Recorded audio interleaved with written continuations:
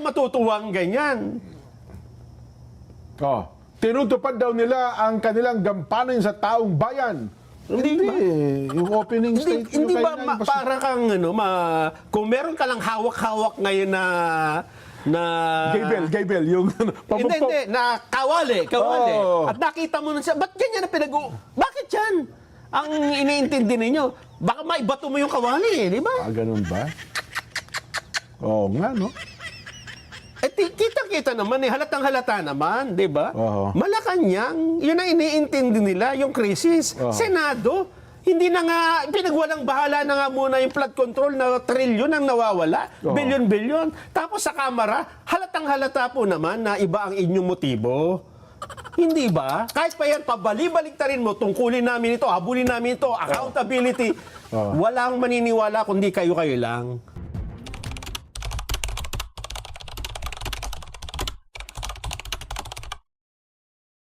Pagbati po sa inyong lahat mga kababayan at mga mahal po naming taga-subaybay. Ako po si Just Vlog. Rekta na po tayo. Alam niyo po mga kababayan, habang nanonood po kami kanina ng Saganang Mamamayan sa Net25 News and Information, ang ganda po ng naging talakayan nila Kuya Jen at saka ni Kuya Nelson. Ang pinag-uusapan po nila rito ay yung tungkol sa nararanasang krisis ng ating bansa. Dapat lang naman talaga na yun ang dapat pag-usapan at dapat yun ang inuuna mga kababayan. Oo, kasi ang ating Pangulo mismo ay yan ang kanilang pinagkakaabalahan ngayon. Yung pag-usapan ang tungkol dito sa nangyayaring krisis sa ating bansa. Maging sa Senado, yun din ang kanilang ginagawa. Maging sa iba't ibang mga ahensya, mga kababayan ng ating gobyerno, ganun din ang kanilang ginagawa. Pero itong House of Representative, mga kababayan, dyan sa Kamara, iba po ang kanilang pinagkakaabalahan, mga kababayan. At yun nga po ang tinalakay dito sa Saganang Mamamayan, kaya nga po medyo masasabi natin na dito po mga kababayan, mapapansin nyo medyo tumaas ang BP dito ni Kuya Nelson Oo.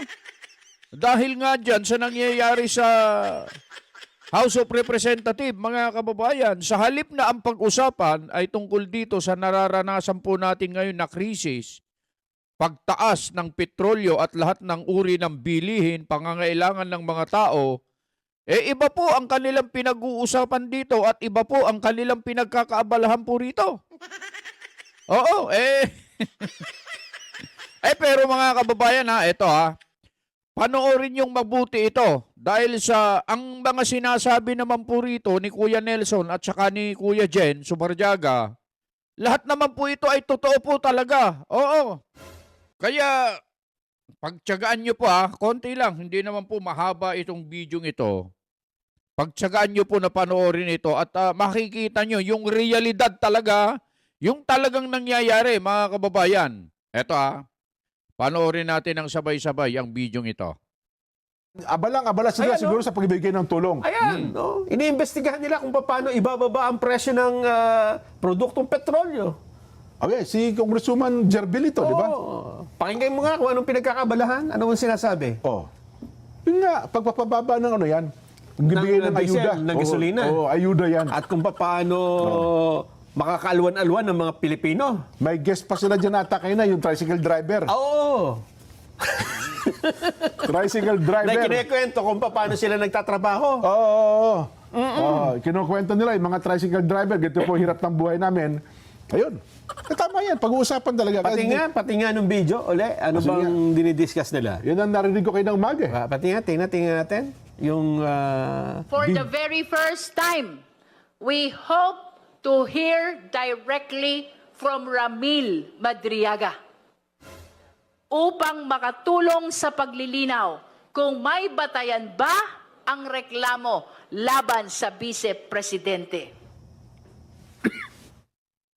Ayan mga babayan. Parang iba tayo narinig ko kanina. Sinasabi.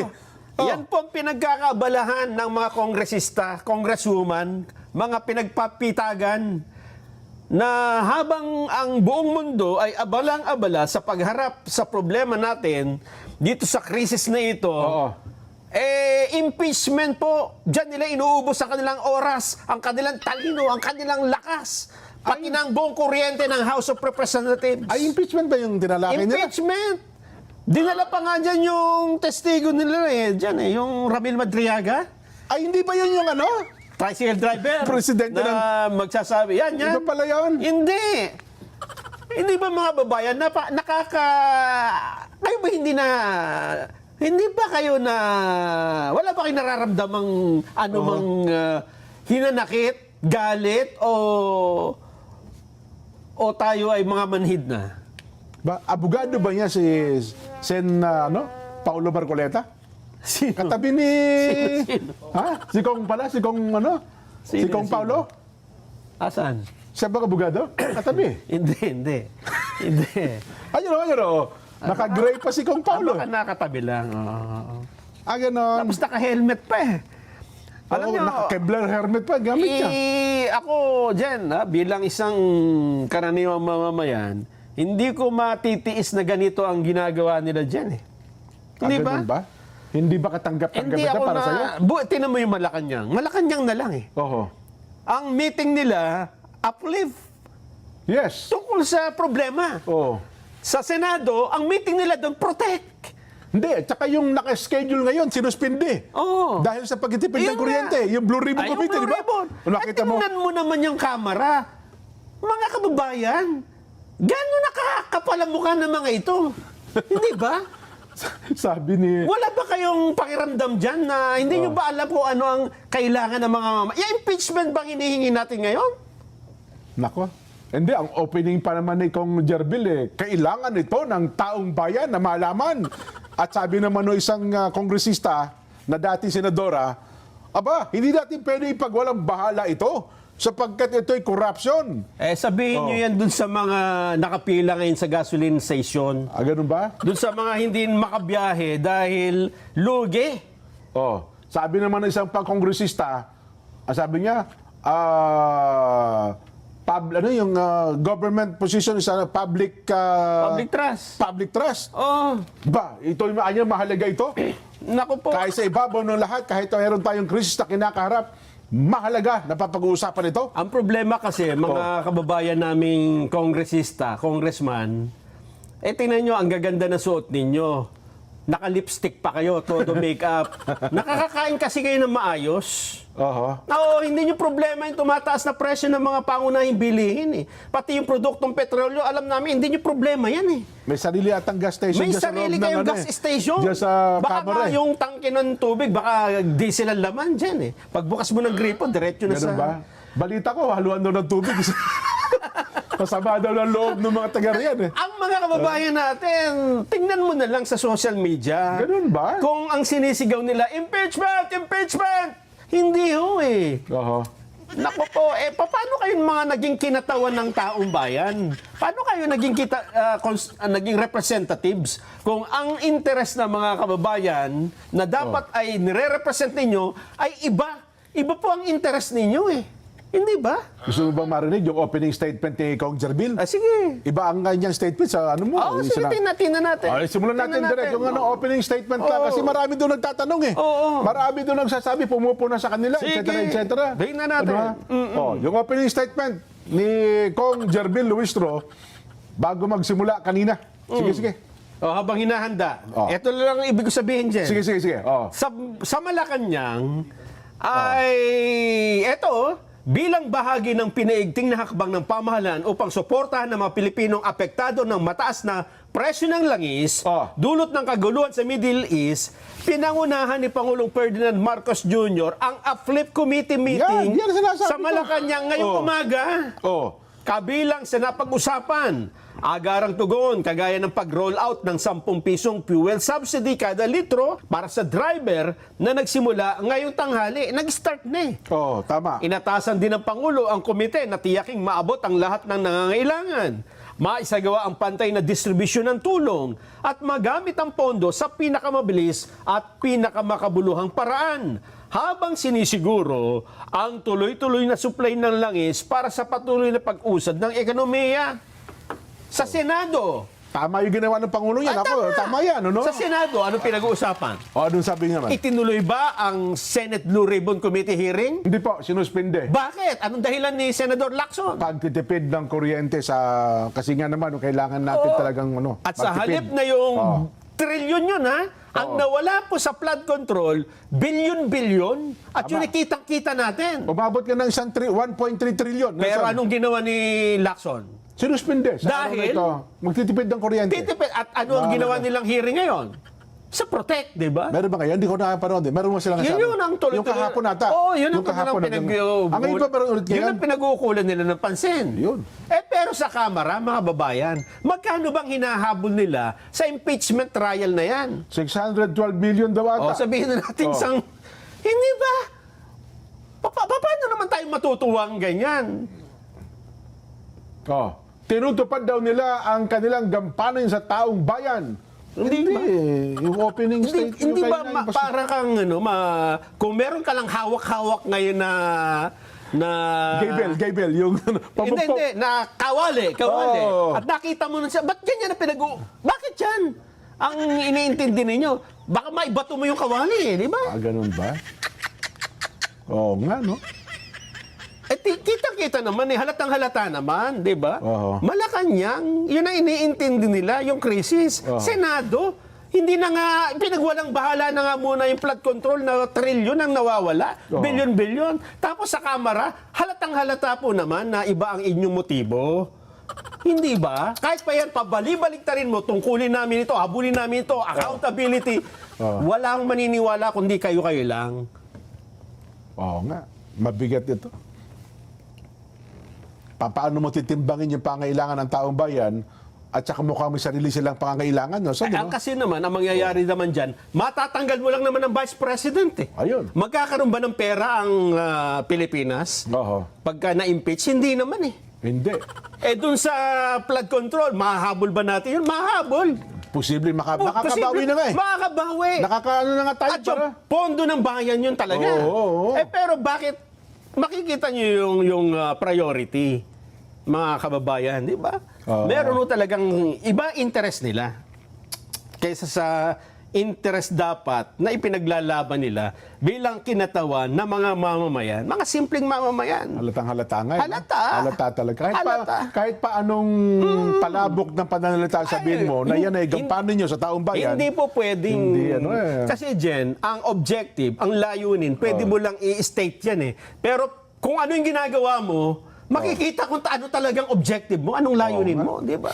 Gitil na gitil kayo doon sa sinasabing, hindi pa nga natin masabing totoo nga ba o hindi totoo. Yun pa. Yung sinasabing ninakaw daw, kinuha daw, ginamit daw sa intelligence report, no? Intelligence operation. Sabihin na natin totoo yun, pero napapanahon ba yan ngayon, di ba? Eh, mukhang lisya sa katotohanan. Lisya. May sarili po kayong interest dyan at hindi yan interest ng mga nakakaraming mamamayan. Oo. Kahit itanong nyo yan sa kalye, kaya ba kayo, congressman, kongresista, Ang tag doon, yung, maglakad ka sa kalye, magtanong ka, ano ba dapat na inuuna ng Kamara ngayon? Impeachment ba? O tama ba yung ginagawa nila ngayon? Magtanong kayo. Kung makakuha kayo ng 90%, 80, 75, 60, kahit siguro 30, Jen. Ha? O yun na nga.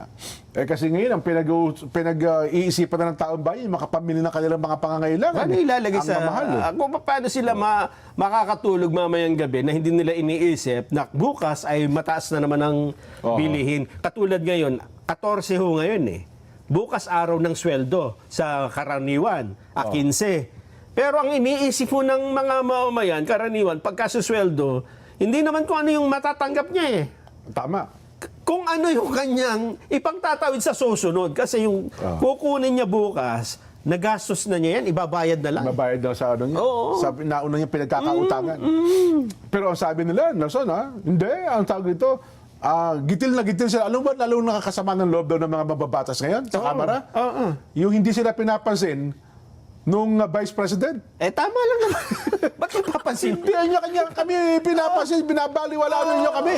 Dapat kasi ang iba inuuna ninyo di ba? Ginagampanan na naman namin. Kayo na, ang binabanggit nga ni Kong Jerbil, sabi ninyo, hindi namin trabaho ito sapagkat ito yung trabaho ng Senado. Yun ang ano. Kasi ano ba ito? Mini trial na ba ito? Etc. etc. Yun, ang kanilang pinagsisintimiento, Nelson. Mga kababayan, napad po ninyo yung naging usapan sa saganang mamamayan. Alam nyo, ako'y humahanga dito sa mga anchor na to. Dalawang anchor natin na si Kuya Jen at saka si Kuya Nelson. Alam nyo, yung mga sinasabi nila, totoo naman yun eh. Oo. Oh, sa halip na ang pagtuunan ng pansin ay yung mga kasalukuyang nangyayari ngayon sa ating bansa, yung napakahirap na dahil sa pataas ng pataas yung mga pangunahing pangangailangan, bilihin ng mga tao. Yung krudo, bumababa nga pero bahagya lang. Pagkatapos ang pinag-uusapan ay impeachment, mga kababayan.